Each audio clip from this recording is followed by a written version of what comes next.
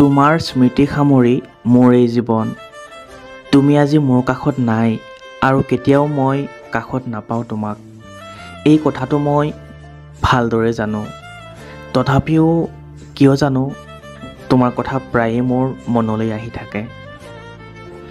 জীৱনত একো চিন্তা নকৰাকৈ সম্পূৰ্ণ সৎ মনেৰে তোমাক ভাল পাইছিলোঁ আৰু জীৱন সংগী হিচাপে বিচাৰিছিলোঁ।